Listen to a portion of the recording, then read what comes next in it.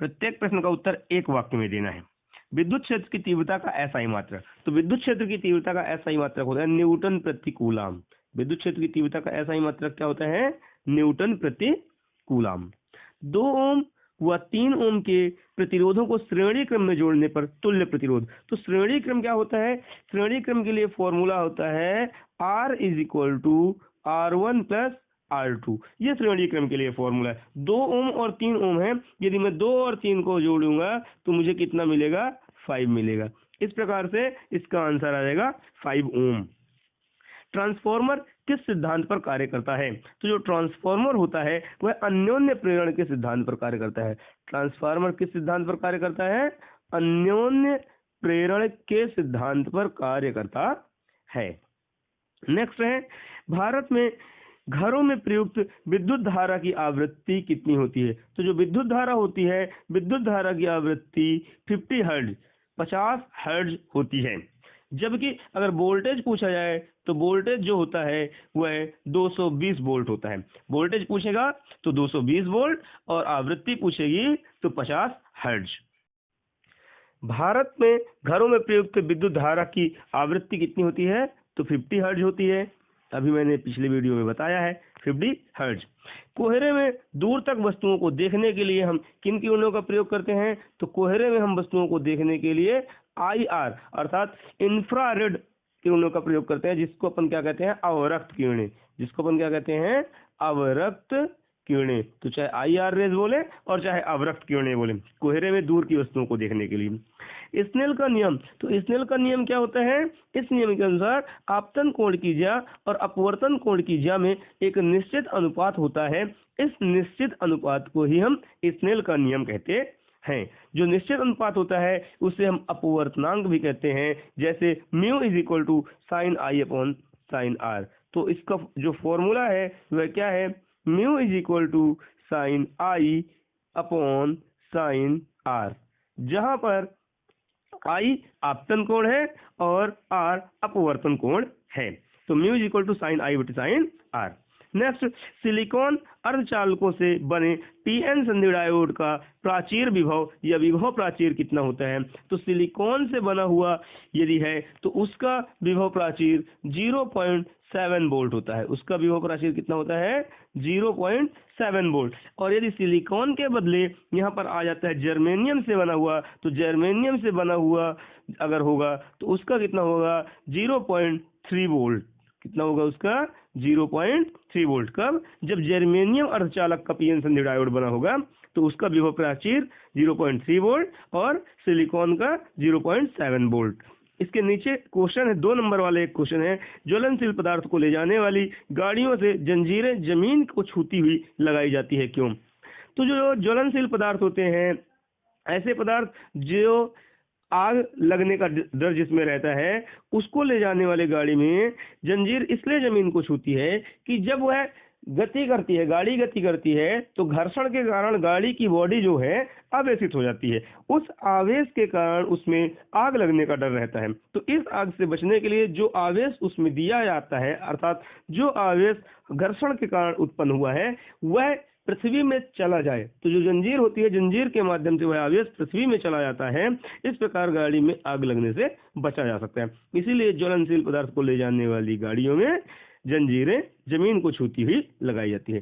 दोस्तों, वीडियो अच्छा लगा हो तो सब्सक्राइब कीजिए और अच्छा लगे तो लाइक जरूर कीजिएगा। धन्यवाद। अगला क्वेश्चन, सही जोड़ी मिलान करना है। अब सही जोड़ी पहला है विद्युत शक्ति। तो विद्युत शक्ति P बराबर क्या होता है? विद्युत शक्ति P बराबर प्रत्यावर्ती धारा में होता है VI, लेकिन यहाँ पर VI कहीं पर ऑप्शन नहीं है, तो हम धारा विद्युत वाले चैप्टर से इसको देखेंगे। P = I²R। वैसे तो यहाँ पर ये क्या होता है? P = VI ही होता है, लेकिन VI से यहाँ पर ओम के नियम के द्वारा V की वैल्यू रखी गई है IR, तो हमको मिल जाता है I²R। इस प्रकार से P की वैल्यू I²R। फिर प्रेरण प्रतिघात। प्रेरण प्रतिघात XL जो होता है, XL = होता है ω/L। प्रेरण प्रतिघात का आंसर क्या है? ω/L।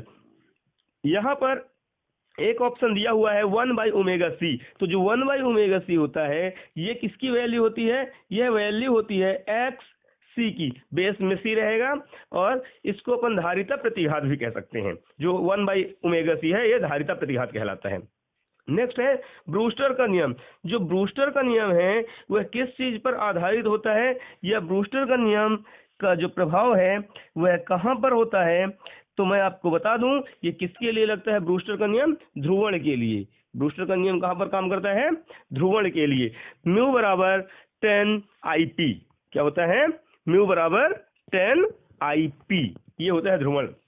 प्रकाश का कणिका सिद्धांत। प्रकाश का कणिका सिद्धांत किसने दिया?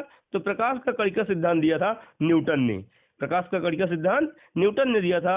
और यदि यहाँ पर क्वेश्चन पूछता आपसे कि प्रकाश का तरंग सिद्धांत किसने दिया था, तो जो प्रकाश का तरंग सिद्धांत है वह दिया था हाइगन ने। विद्युत चुम्बकीय तरंग की क्वांटम प्रकृति। जो विद्युत चुम्बकीय तरंग है उसकी क्वांटम प्रकृति किस पर निर्भर करती है? तो यह निर्भर करती है प्रकाश विद्युत प्रभाव पर। विद्युत चुम्बकीय तरंग की क्वांटम प्रकृति किस पर निर्भर करती है? प्रकाश विद्युत प्रभाव पर। Jenner diode. जेनर डायोड क्या चीज है? तो जेनर डायोड है वोल्टेज नियामक या वोल्टेज नियमन, या इसी को कहते हैं वोल्टेज नियंत्रक। तो जेनर डायोड वोल्टेज नियमन। फिर बचा लास्ट में चल कुंडली धारामापी। चल कुंडली धारामापी किस पर निर्भर करता है? तो जो चल कुंडली धारामापी है वह धारा के चुंबकीय प्रभाव पर आधारित है। चल कुंडली धारामापी किस पर आधारित है? धारा के चुंबकीय प्रभाव पर आधारित है। यहाँ पर एक और ऑप्शन बचा हुआ है हमारे पास, IR। जो IR है वह किसकी वैल्यू होती है? V = IR। V = क्या होता है? IR। ओम के नियम में पढ़े होंगे।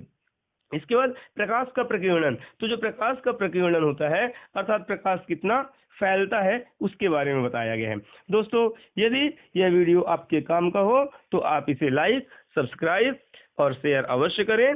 और इसी तरीके के अन्य पेपर्स पाने के लिए या आगे के पेपर्स की तैयारी करने के लिए चैनल को सब्सक्राइब तो अवश्य करें, और अच्छा लगा हो तो लाइक भी जरूर कर दें। वीडियो देखने के लिए धन्यवाद। नेक्स्ट क्वेश्चन है, एक आदर्श वोल्टमीटर का प्रतिरोध होता है। तो आदर्श वोल्टमीटर का प्रतिरोध हमेशा अनंत होता है। एक आदर्श वोल्टमीटर का प्रतिरोध क्या होता है? अनंत होता है। जबकि यदि पूछा जाए कि एक आदर्श अमीटर का प्रतिरोध कितना होता है, तो आदर्श अमीटर का प्रतिरोध 0 होता है। डायनेमो खाली स्थान सिद्धांत पर आधारित है। तो डायनेमो किस सिद्धांत पर आधारित है? विद्युत चुंबकीय प्रेरण के सिद्धांत पर आधारित है। डायनेमो विद्युत चुंबकीय प्रेरण के सिद्धांत पर आधारित है। परावैंगनिक किरणों की खोज किसने की? तो परावैंगनिक किरणों की खोज किसने की थी? रिचर ने की थी। चाहे हम उसको रिचर पढ़ें और चाहे हम उसको रीटर पढ़ें, कोई फर्क नहीं पड़ता। तो परावैंगनिक किरणों की खोज किसने की थी? रिचर या रीटर ने की थी। विद्युत चुम्बकीय तरंगें खाली स्थान तरंगें होती हैं। तो जो विद्युत चुम्बकीय तरंगें होती है वह कौन सी तरंगें होती है? अनुप्रस्थ तरंगें होती है। विद्युत चुम्बकीय तरंगें अनुप्रस्थ तरंगें होती हैं, याद रखिएगा। आकाश के नीले दिखाई देने का कारण। तो आकाश नीला क्यों दिखाई देता है? आकाश नीला दिखाई देता है प्रकाश के प्रकीर्णन के कारण। आकाश नीला क्यों दिखाई देता है? प्रकाश के प्रकीर्णन के कारण। ठीक है। अगला क्वेश्चन, श्वेत प्रकाश में पतली फिल्म रंगीन दिखाई देने का क्या कारण है? तो जो श्वेत प्रकाश में पतली फिल्म रंगीन दिखाई देती है वह परावर्तित प्रकाश के व्यतिकरण के कारण। किसके कारण? परावर्तित प्रकाश के व्यतिकरण के कारण वह रंगीन दिखाई पड़ती है। याद रखिएगा इसको। नॉट गेट को और कौन सा गेट कहते हैं? तो नॉट गेट को इन्वर्टर गेट भी कहते हैं। नॉट गेट को क्या कहते हैं? इन्वर्टर गेट भी कहते हैं या व्युत्क्रमण गेट भी कहते हैं। तो नॉट गेट को क्या कहते हैं? व्युत्क्रमण गेट कहते हैं, इन्वर्टर गेट कहते हैं या इनवर्स गेट भी कहते हैं। दोस्तों, यह छमाही परीक्षा के लिए अति महत्वपूर्ण प्रश्न है। इनमें से लगभग मिनिमम 90% क्वेश्चन आपके एग्जाम में देखने को मिल जाएंगे। यदि यह आपके काम का हो तो चैनल को लाइक कीजिए, सब्सक्राइब कीजिए और अपने दोस्तों तक इसे पहुंचाइए, अर्थात शेयर भी कीजिए, ताकि आप अच्छे नंबर से पास हो सकें। धन्यवाद। नेक्स्ट क्वेश्चन है, चुंबकीय फ्लक्स का एसआई मात्रक क्या है? तो चुंबकीय फ्लक्स का जो एसआई मात्रक होता है वह होता है वेबर। चुंबकीय फ्लक्स का एसआई मात्रक क्या होता है? वेबर होता है। फिर विद्युत चुंबकीय तरंग में विद्युत क्षेत्र का परिमाण E और चुंबकीय क्षेत्र का परिमाण B, इन दोनों के बीच में क्या संबंध होता है? तो इनके बीच में संबंध होता है E is equal to C B. E is equal to C B means इसको हम दूसरे तरीके से लिख सकते हैं B is equal to E by C. B is equal to E by C, जो कि पहला ऑप्शन सही है।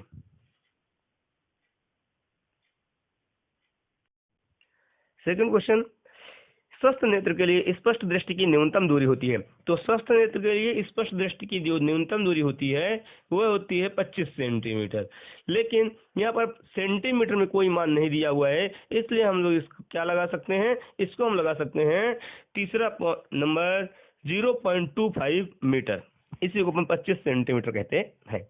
नेक्स्ट, संपोषी व्यतिकरण के लिए दोनों तरंगों के बीच कलांतर होता है। तो संपोषी व्यतिकरण के लिए दोनों तरंगों के बीच जो कलांतर होता है वह क्या होता है? वह पाई का समगुणक होता है। पाई का समगुणक होता है, कहने का सीधा मतलब है 2 पाई n होता है।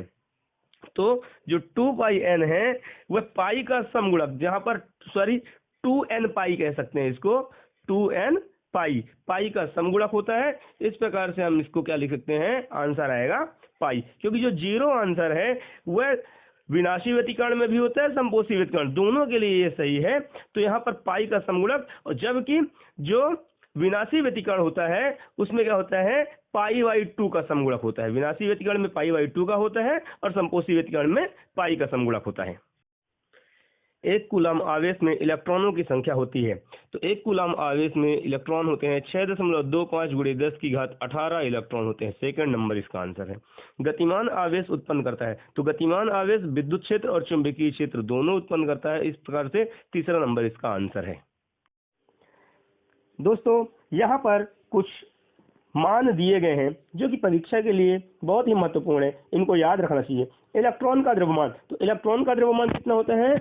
9.1 इंटू 10 की पावर माइनस 31 किलोग्राम। ये इलेक्ट्रॉन का द्रव्यमान है, ME, mass of electron. Neutron का जो द्रव्यमान, तो न्यूट्रॉन का द्रव्यमान कितना होता है?